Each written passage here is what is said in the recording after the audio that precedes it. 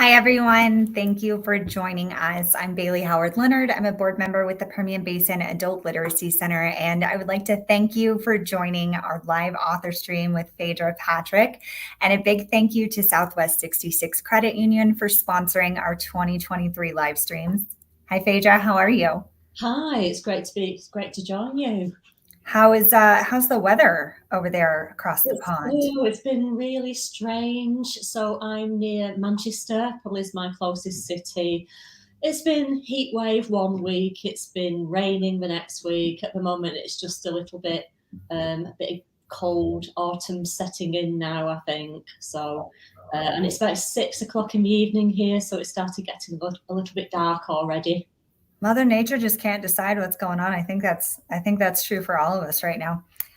Well, can you introduce yourself to our viewers and tell them a little bit about your history? Yeah, sure. So my name's Phaedra Patrick. If you're wondering where the name comes from, my first name's Greek, but I've got no Greek relations whatsoever. My parents just like that name.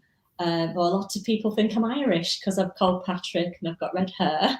And when I went to school, I just always wanted to be a writer, even when I was 8 years old.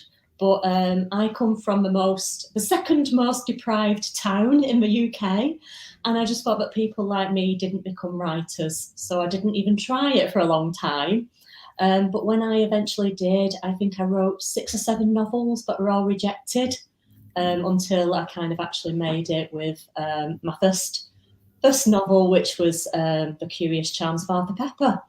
And now I'm on my 6th one. So it took a long time to get here, but it's lovely now to be a full-time author. But what a lovely, coming from it just goes to show you nothing is impossible. You can do anything if you set your mind to it, regardless of your circumstances. I think so. I think kind of some determination and discipline goes a long way. Absolutely. So, as you know, adult literacy is our primary focus, and I'm so excited to be speaking with you during National Literacy Month. Why do you think adult literacy is so important? Oh gosh, I mean, it's absolutely essential, isn't it, for everything, for school to kind of teaching our children, to just having that confidence as well. You just kind of need to have that literacy, and I think it starts really early on. I remember my mum learning to read with me when I was really young before I went to school, and I kind of just tried to engage my son with the love of books as well. And I think even if it's not until later in life until you start taking that interest in literacy. Maybe there was something in your life that kind of prevented you to do so. It's just absolutely essential, isn't it? And hopefully enjoyable as well. It opens so many doors and avenues. So yeah, I think it's just a really enjoyable thing. And it does, it opens a lot of doors. Mm. You have had a very interesting life path. You went from being stained glass artist, film festival organizer, communications manager, and now author. So, can you tell us a little bit about your personal literacy journey and how you got here? Yeah, so I remember when I was really young and I stood in the playground and all children were playing on like swings and the roundabout. I don't know if we call them the same things in America, but all the kind of playground equipment. And I remember standing there thinking, I wonder where the word roundabout comes from. And then I had no way of finding out because our library in the town was really small. There was no internet. And it was kind of, I had this interest in English language, but I just didn't know how to find out more about words. And when I was at school, I just really wanted to study English language. But they didn't do a course. So they did it up to the age of 15. But beyond that, you couldn't study English language at A level or at college. Yeah, so you could do English literature, but not English language. So I ended up doing art instead. And I ended up doing 4 years of art. And I did stained glass design and I became a designer for 6 years. But all that time, I wanted to write and I wanted to learn about just words, and how do you put a sentence together and things like that. So it was kind of quite late on that I actually just had to kind of almost teach myself again in my mid-20s. How do you use commas? When do you use speech marks? How do you put a sentence together? So yeah, it was really just going right back to basics and teaching myself. And I went back to college late on. I think I was 25, 26. I took myself back to night school where I did my marketing qualifications, and then moved into marketing and communications and website design, event organisation, including a film festival. And so I kind of came to be a writer a really long way round from kind of knowing that I wanted to do it, but feeling I didn't have the skills or the contacts or the resources to do it. And then just kind of almost having to teach myself to do it right from the beginning. So it took a long time. But you got there, and linguistics is such an interesting. So my degrees are in anthropology, and linguistics is. I think you and I are very opposite. I have the hardest time in those classes. It sounds like you really enjoy, the turn of a phrase and where the words come from, and so I think that's really interesting. So, do you still do any stained glass, or are you done with it? No, I don't really, but sometimes in between books, because each book will take me about 9 or 10 months to write. By the end of each one, I'm probably a bit tired, so I will do some kind of more creative stuff. So I might do some painting, some drawing, sewing. I like sewing. Don't really do any glass design. It's quite a dirty job. You have to be quite strong to do it, to make the windows. So, but no, I still do lots of creative things. Good. So you came from this. There weren't a lot of opportunities available for you, and look at you're doing it now. If somebody wanted to write a book, what advice would you give them? How do you structure your day? How do you get it done? Yeah, so I mean, I would, if someone asked for advice, I would just start right at the very beginning, because, when you write a book, it's something like 90,000 words. It's such a big task. So I would just start by, what are you passionate about? What do you want to tell a story about? What would you like to spend 9 months doing? Is there anything you're interested in? And then just start really small. So when I started writing, I just used to write on the train going into work, that 20-minute journey, just jotting ideas down. Or if you're waiting for your bath to run, or you're in the queue at the bank, just take some, piece of paper around with you and just write your ideas down. And then when you do get some time, and time is an issue for us all, we're all really busy, but then you might have a pile of paper that you can start putting some ideas together, and it's not as daunting as looking at like a blank computer screen or a blank pad. It's just kind of gathering your ideas together. And I still do that. So I've just released The Little Italian Hotel. I've just about finished my book after this. And then, and then I will start writing number 8. So what I do with number 8, I've just got a box. And whenever I think of little ideas, or I come across a magazine article, I just rip it out or drop my note and stick it in my box. So when I come to write that one, I've still kind of done that. I've done that research already. So if anyone does want to write, that's what I'd recommend is be a bit selfish with your time. Put some time aside. If this is important to you and you want to do it, no one's going to wave a magic wand for you. So you have to be a bit selfish and find that time. And just start small. Just write down little ideas, what makes you happy, what interests you. What kind of books you like reading, and then you can just start gathering that information together.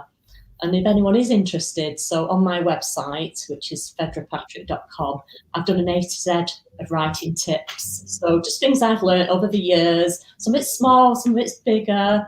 There's just lots of tips on there to help people. Very nice. So can you tell us a little bit about the Little Italian Hotel, about what you spent 9 months on here? Yeah, so I kind of wrote it during the pandemic, when we were all locked in our houses.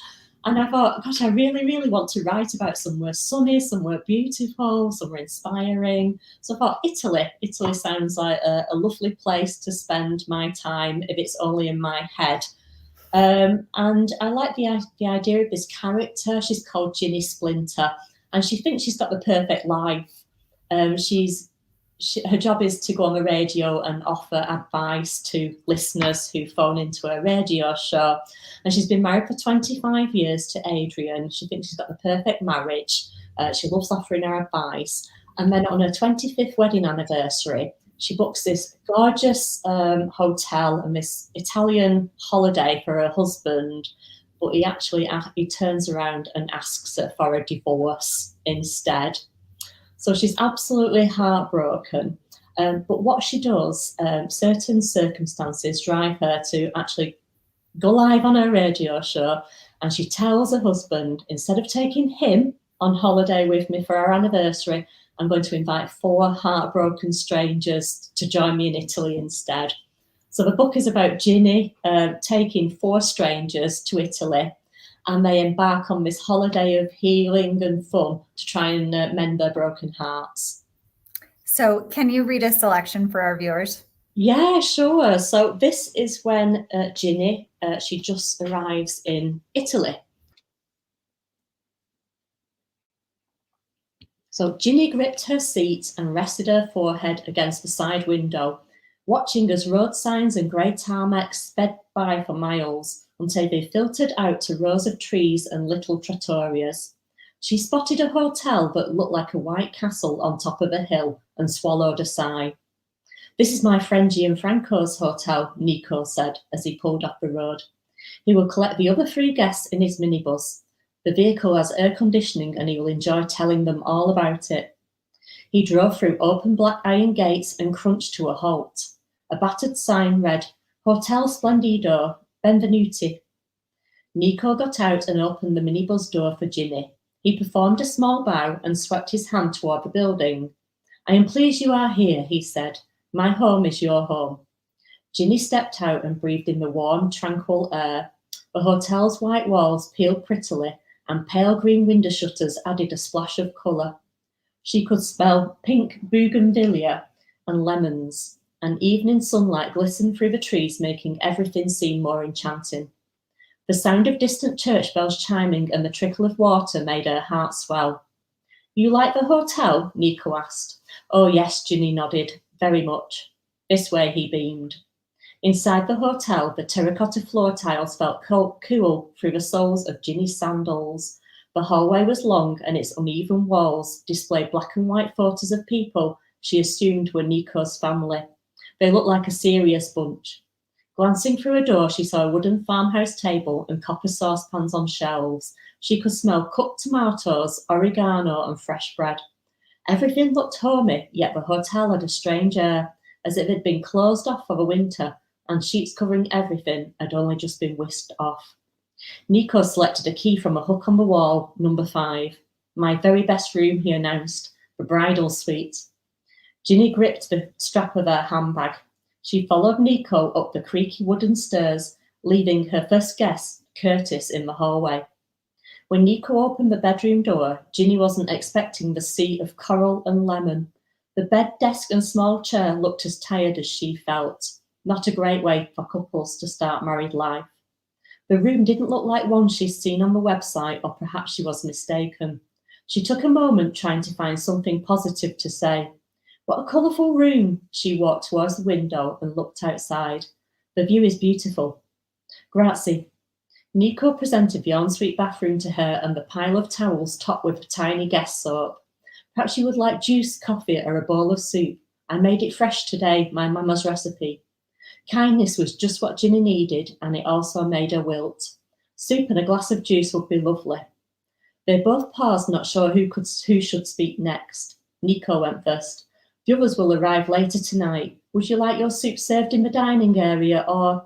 My room, please, Ginny said. She was drained from travelling and wanted to relax. She really didn't want to spend the evening talking to Curtis on her own. Nico nodded. Prego, I understand. I'll leave you to unpack. He left and closed the bedroom door. Ginny sat down on the bed and ran her fingers over the faded orange cover. At least the room looked spotless. She texted her daughter Phoebe to tell her that she'd arrived safely and unpacked her handbag, setting out her tissues, purse and mints in a line, trying to restore some order. Tomorrow she would meet the 3 other heartbroken strangers she'd invited on holiday. At least they were all in this together.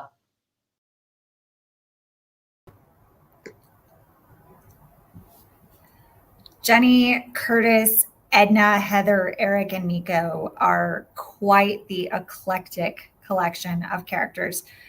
Is anyone based on someone that you know in real life? I would say the closest one. So usually my characters are just kind of they just come alive in my mind. But Eric, who is like the young carpenter, he was actually based on somebody that I see walking around my village. And this guy's got long blonde hair and a beard. He's got his hiking boots on, and I always think, where is he going? You know, he's always just hiking somewhere, walking somewhere with purpose. And I just always think, where is he going? So I thought I would base Eric on this kind of guy from my village who I don't know if he'll ever read the book and recognise himself in it. But the other characters just kind of came organically. It was just trying to find a mix of characters, different ages, different backgrounds, different heartache stories, and how they'd all fit together and help each other out. I love that. You should give a copy of the novel to the hiking stranger and just see if he notices. Might think a bit strange, might he? Maybe, but you know what? Going on holiday with random strangers in Italy is also strange, and it worked out in a really interesting way. Yeah. What do you hope is the biggest takeaway in this novel for your readers? I think that just if you've got any heartache yourself, if you're sad about anything, then reach out to others. You know, don't keep it to yourself. Reach out to others, because other people can help you. And there are different ways of dealing with heartache. So I think I'd just say that. I mean, in the book, my characters try all different things. Like Edna is 80 years old and she makes a heartache quilt with piece of fabric from her daughter's clothes. And we've got Eric, the carpenter, who's lost his dog. Ginny's going through this divorce proceedings. Heather, the teacher, her mum has got dementia. And then we've got Curtis, who doesn't like to say what his heartache is. And so we've just got that real eclectic mix of characters. And I think it kind of reflects people in real life, that sometimes if we are going through problems, we kind of keep them to ourselves sometimes, you know. So I think it's just about opening up, and there are people around it who might be able to help. Absolutely. So there's a lot of love and unburdening and resolution in this novel. So what activities do you do to improve your heartache score? Yeah, well, I think in my books as well, there's also kind of quite a lot of fun elements in there. And one of the things that one of the characters does, she insists on that they all go for gong therapy.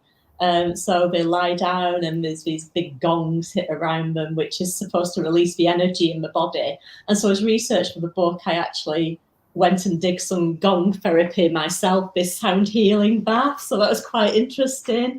But really just to kind of, take time for myself. Obviously, I like walking. I've got a little dog, so I walk her a lot, a few miles a day. But I also like just lots of quiet time, sitting, sewing, making clothes, and then going out with friends for nice food. Yeah, food is always comforting. Yeah. There were a lot of times reading this book that I was very hungry. There's some nice food in there. I kept thinking, man, I really want some Italian food right now.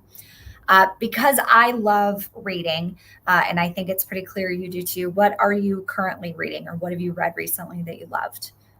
I've just been reading a non-fiction book at the moment. It's by Stephen Bartlett. I don't know if you know who he is. He's like this young entrepreneur in England, and he's written a book, and it's kind of about business, but also about life lessons. So that was really interesting. So I really chop and change. I've got 2 books here, actually. My laptop is resting on them. So I've just finished this one, which is called The List. Okay. And I also have read, I think this one's been quite a big book, but I've just also read Yellow Face as well. So those just kind of caught my eye, and they're both really interesting, the kind of books, fiction, but with lots to say, lots of debate in them. So yeah, I've read those ones, and I've also got here, which is like a lovely vintage pop-up book on horoscopes. So Okay. yeah, I bought this one for a friend, and it's just got all different horoscopes in and things. Okay. So kind of just a really nice variety. I think I just go off what mood I'm in, whether you want to read a thriller or a horror or horoscopes or business. Yeah, I just kind of go with the flow. Absolutely. I've got my heartache hobby behind me, and there's this zodiac one That's here. quite similar, isn't it? Yeah, so my sunshine on the front is quite, Yeah. quite similar. Yeah. So I want to talk about something interesting. I want to talk about your experience in having a Hallmark movie made out of your novel, Rise and Shine, Benedict Stone. What was that like? It was so exciting because they held the rights for about 5 or 6 years, and they kept renewing the rights, and we just never knew whether it was going to happen or not. And then I just got the email saying, yes, we're going into production. I got the script to read, and they filmed it in Canada within 2 weeks. So it Wow. actually really quickly. And then I sent a link to watch it, early link before it kind of screened. And I just loved what they'd done to it. So they'd obviously transported it from England to Canada, and the actors were a lot better looking than I had in my imagination. They cast some very attractive people, with like Tom Everett Scott in the role of Benedict. But I was kind of liaising with the girl who plays Gemma in the book. So Gemma is 16 in the book, and I was liaising with Ella, who played her, and Ella was like sending me little photographs from the set of the film crew and the just the location shoot. So that was fabulous. That's lovely. Yeah, so the first time I watched it, I just kind of sat in my bedroom on my own, and I just watched the first 20 minutes, and I was almost in tears. I just felt so proud of it, and they'd done such a brilliant job. And it just kind of a real surreal moment, seeing my name on the screen and thinking I've written a book that became a film, and that was really kind of a lovely feeling. I'd always wanted to write a film. I just had no idea how it happened. And look at you. So I maybe heard there were maybe rumors about Little Italian Hotel maybe being turned into So the film and TV rights have been snapped up for the Little Italian Hotel by a European production company. Again, these things sometimes they take years and years. So my debut novel, The Curious Charms of Arthur Pepper, came out 7 years ago, and that is still under option for film and TV. Still in the system. So Little Italian Hotel was optioned earlier this year. So again, we just sit back now and wait and see, and keep our fingers crossed and hope it happens. Absolutely. So if people want to know more, how do they find you on the internet? Yeah, so I'm on Instagram, just as Phaedra Patrick. I'm on Twitter. I'm on Facebook, just under my name. And I've just also got my website. So if you pop my name in Google, you'll be able to find my website. And on my website, there's a little bit more about me, more about my books. As I said, there's all the writing tips for anybody who does want to write, has got that interest. And there's just some really helpful stuff on there. Like, how do you come up with an idea for a novel, all the way through to how do you might get an agent, just everything. So it's worth taking a look. Okay, so what's next? What are you currently working on? Are you allowed to tell us, or is it top secret? Yeah, so I am I'm just doing my edits on my next book after The Little Italian Hotel. So I kind of work a year in, is it advance or ahead? I don't know. But so as one book comes out, being published, I'm just finishing the next one. Okay. So the one I've just finished now will come out next summer. And it's going to be called The Year of What If. Okay. Yeah.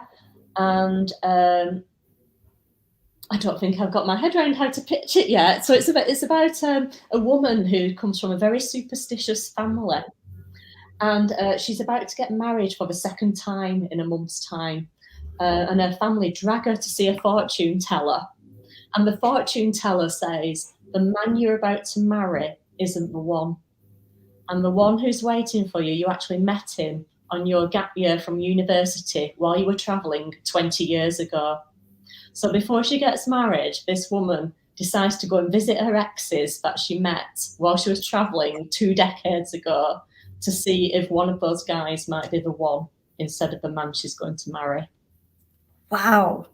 And So that is a much more specific fortune teller than I have ever met. Usually they yes, definitely. I love things vague like information. fortune telling, clairvoyance, superstitions. So it's kind of, when I write books, I write what I'm interested in, and then I hope that readers have got that interest as well. So with Little Italian Hotel, I've got an interest in Italy and helping people. So that was very much about that.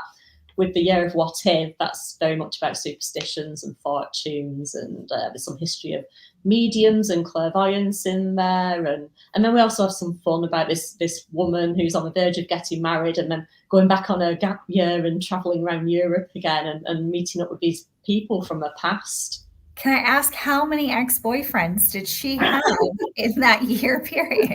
There isn't that many, and I'm sure some of them were kind of just more maybe gentle friendships and relationships rather than full-blown boyfriends. But I think she catches up with 5 people from her past. Oh my goodness. I've been on the market so long, so the idea of like dating people is terrifying to me. I can't. Oh yeah, so she goes to Barcelona, Amsterdam, Paris, and so on, just catching up with these people from her past and just seeing, is one significant to her life now? Yeah, absolutely. Well, I want to thank you so much, Phaedra Patrick, for joining us this afternoon. Check out her website and her social media and pick up her Curiously Charming fiction online or in your local bookstore. Don't forget that we are in the final push of our readathon fundraiser. We still need your financial support to reach our goal. You can check out all of our progress and make a donation at PBALC.org. And again, Phaedra, thank you so much. And I hope you all have a wonderful week. Yeah, and thank you, Bailey, for inviting me and allowing me to take part. And thank you to everyone who's tuning in. Thank you. Okay, thank you. Bye.